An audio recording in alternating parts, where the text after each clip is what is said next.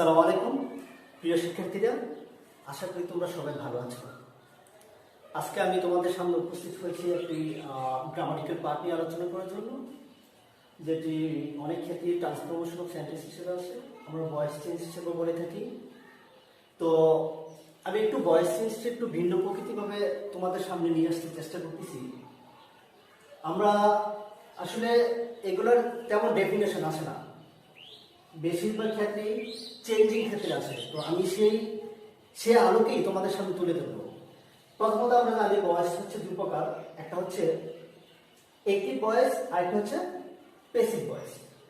তো তোমরা অবশ্যই জানো যে অ্যাক্টিভ ভয়েস মানে হচ্ছে যখন ভার্বের কাজটা নিজেই সম্পন্ন করে তখন তাকে বলা হয় অ্যাক্টিভ ভয়েস, আর ভার্বের কাজ যখন অন্যের উপর ডিপেন্ড করে তখন তাকে বলা হয় প্যাসিভ ভয়েস। অর্থাৎ সংক্ষেপে আমি আলোচনা করতে চেষ্টা করতেছি। তো আমাদের গ্রামাটিক্যাল পার্টে যেই দিকগুলো আছে সেগুলো হচ্ছে active to passive voice change করার জন্য বলা হয়। সে আলোকে আমি তোমাদের মধ্যে তুলে ধরলাম। যেমন এখানে বলা হয়েছে যে আই ইট রাইস, বলা হয়েছে যে আই ইট রাইস, আমি ভাত খাই। আর এখানে বলা হয়েছে যে rice is eaten by me, অর্থাৎ ভাত আমার দ্বারা খাওয়া হয়। যখন এখানে সাবজেক্ট নিজে যখন কাজটা করে তখনই কেবল তাকে বলা হয় অ্যাক্টিভ ভয়েস। আর যখন এখানে অবজেক্ট নিজে কাজটা করতে পারে না, অবজেক্ট অন্যের উপর ডিপেন্ড করে, তখনই কেবল তাকে বলা হয় প্যাসিভ ভয়েস। তো আমি শেয়ারকে কয়েকটা এক্সাম্পল যখন দিব তখন আরো ক্লিয়ার হবে। তার আগে আমি একটু আলোচনা করতে চাই, যখন আমরা সাবজেক্টকে অবজেক্ট হিসেবে নিয়ে আসবো বা অবজেক্টকে যখন সাবজেক্ট হিসেবে নিয়ে যাব, তখন আমাদের কিছু দিক ফলো করতে হয়। যেমন যদি আমরা কখনো সাবজেক্টিভে আই দেখি তখন সেটা অবজেক্টে যখন যায় তখন হয়ে যায় মি, যখন এটা উই থাকে তখন হয় আস, যখন দে থাকে তখন হয় দেন, যখন সি থাকে তখন হয় হার, যখন হি থাকে তখন হি। আরো আছে, সবগুলো আলোচনা নাই করলাম। তারপরে আমরা যখন এগুলো চেঞ্জ করবো তখন আমি একটু ভিন্ন প্রকৃতিভাবে তোমাদের সামনে নিয়ে আসতেছি। অর্থাৎ আমি ডিজিটাল সিস্টেমে বলতে গেলে অনেক কিছুই পাসওয়ার্ড লাগে, সেক্ষেত্রে আমি সম্পূর্ণ ভয়েসটাকে পাসওয়ার্ডের মধ্যে নিয়ে আসছি। যেমন এখানে তোমরা দেখতেছো পাসওয়ার্ড লেখা আছে। তো এই পাসওয়ার্ডটা হচ্ছে U3PS, অর্থাৎ এটা হচ্ছে ভয়েসের সম্পূর্ণ পাসওয়ার্ড। তোমরা যদি ভয়েস চেঞ্জের ক্ষেত্রে এই পাসওয়ার্ডটা মনে রাখতে পারো তাহলে তোমাদের 50% ভয়েস চেঞ্জ ক্লিয়ার। অর্থাৎ ও দিয়ে মানে হচ্ছে অবজেক্ট, এ দিয়ে মানে হচ্ছে অক্সিলারি ভার্ব অর্থাৎ সাহায্যকারী ভার্ব, আর থ্রি দিয়ে মানে হচ্ছে ভার্বের থার্ড ফর্ম, দ্যাট মিন্স ভার্বের পাস্ট পার্টিসিপল, আর পি দিয়ে হচ্ছে প্রিপোজিশন। প্রিপোজিশনের বেশিরভাগ ক্ষেত্রে বসে বাই, মাঝে মধ্যে টু, আবার অ্যাট, আবার অন্যান্য কিছু বসে, তবে বেশিরভাগ ক্ষেত্রে বাই বসে। তারপর এস দিয়ে হচ্ছে সাবজেক্ট। আমি যখন এটা প্র্যাকটিক্যালি তোমাদের সামনে শুরু করবো তখন তো আরো ক্লিয়ার হবে। প্রথমত যেমন এখানে লিখলাম যে অ্যাক্টিভ ভয়েস, যেমন he writes a letter. He writes a letter, সে একটি চিঠি লিখে। এখন তাও বলতে পারো যে ভার্বের সাথে কেন এখানে এস যুক্ত হয়েছে, অর্থাৎ একটা গ্রামারের সাথে অন্যান্য গ্রামার যুক্ত হয়। যেমন কখনো যদি ভার্বের সাথে এস বা ই এর যুক্ত হয়, তার মানে তখনই এস বা ই এর যুক্ত হয় যখন তার সাবজেক্টটা থার্ড পারসন সিঙ্গুলার নাম্বার হয়, তখন কেবল ভার্বের সাথে এস বা ই এর যুক্ত হয়। যাই হোক, ওইগুলো অন্যান্য ক্লাসে আলোচনা করব। এখন কথা হচ্ছে এখানে লিখলাম যে হি রাইটস এ লেটার।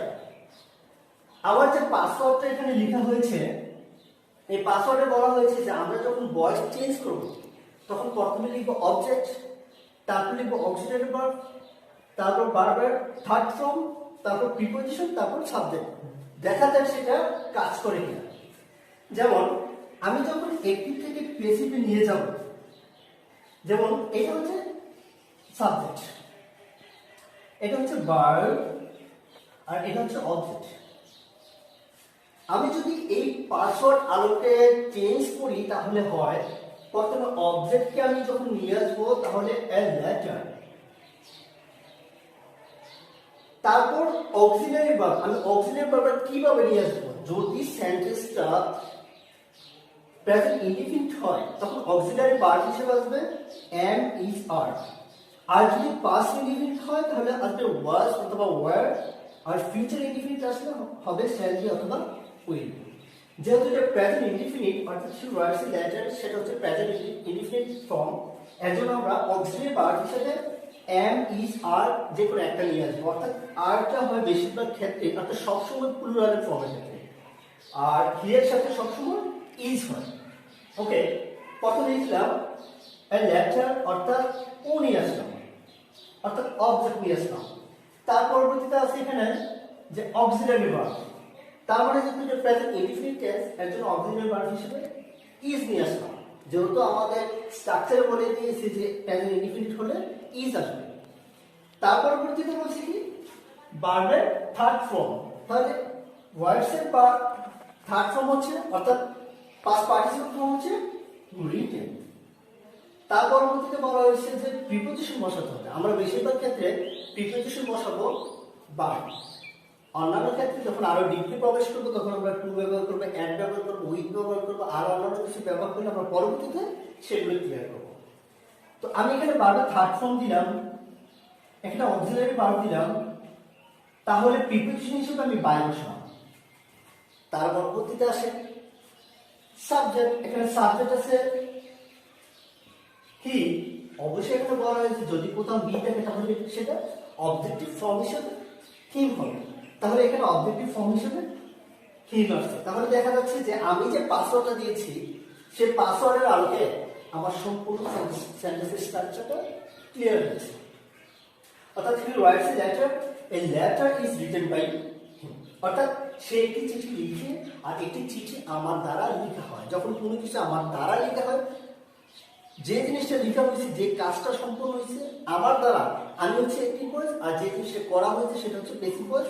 আর আমি হচ্ছে আমার যে পাসওয়ার্ডের আলোকে যে জিনিসটা করলাম, প্রথমে অবজেক্ট, তারপর অক্সিলারি ভার্ব, তারপর ভার্বের থার্ড ফর্ম, তারপর প্রিপোজিশন, তারপর হচ্ছে সাবজেক্ট। আমরা যদি অন্য একটা এক্সাম্পল আসি, যেমন 2 নম্বর যে এক্সাম্পল আছে, প্রথম আছে subject a letter, sorry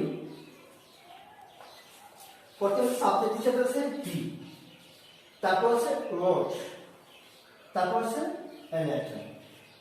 he রোট a letter, আমরা জানি রোট হচ্ছে পাস্ট ফর্ম, দ্যাট মিন্স এটা হচ্ছে পাস্ট ইনডিফিনিট টেন্স।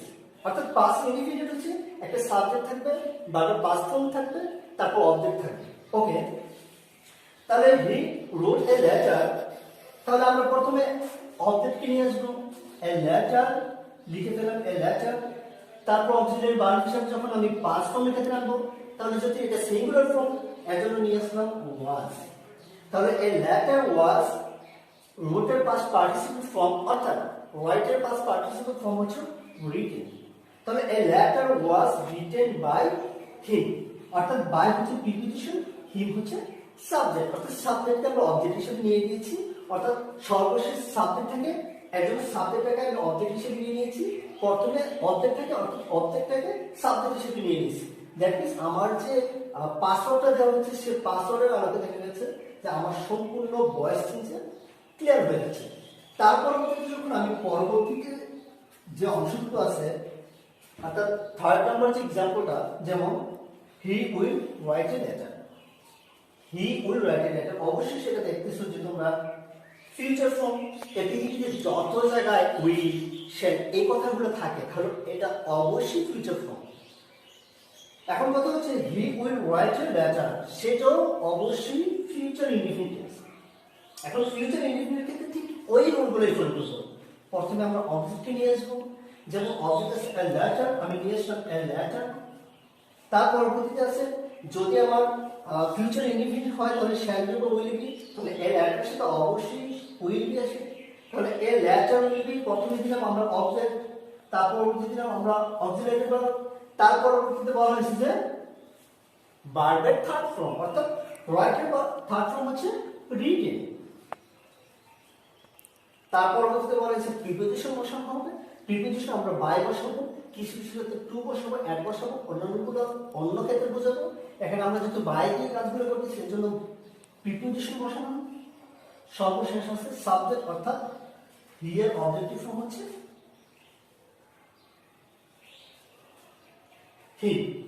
তো এখানে দেখা গেছে যে তোমরা যদি বাসায় প্র্যাকটিস করো, অর্থাৎ প্রেজেন্ট ইনডিফিনিট গুলো যদি তোমরা বাসায় প্র্যাকটিস করো যে O3PS এই পাঁচটা নিয়ে যদি তোমরা বাসায় কাজ করো, অর্থাৎ ও দিয়ে হচ্ছে অবজেক্ট, এ দিয়ে হচ্ছে অক্সিলারি ভার্ব, 3 দিয়ে হচ্ছে ভার্বের থার্ড ফর্ম, পি দিয়ে হচ্ছে প্রিপোজিশন, আর এস দিয়ে হচ্ছে সাবজেক্ট, অর্থাৎ O3PS এটা হচ্ছে সম্পূর্ণ ভয়েস চেঞ্জের একটা পাসওয়ার্ড। সে পাসওয়ার্ড আলোকে যদি তোমরা বাসায় কাজ করো, এই অনুযায়ী যদি বাসায় এক্সারসাইজ করো, প্র্যাকটিস করো, তাহলে আমি আশা করি তোমরা আরো ডেভেলপ করতে পারবে নিজেদেরকে। অবশ্যই তোমাদের এই জিনিসগুলো মুখস্থ রাখতে হবে, মাথায় রাখতে হবে, এই জিনিসগুলো মাথায় রাখতে হবে।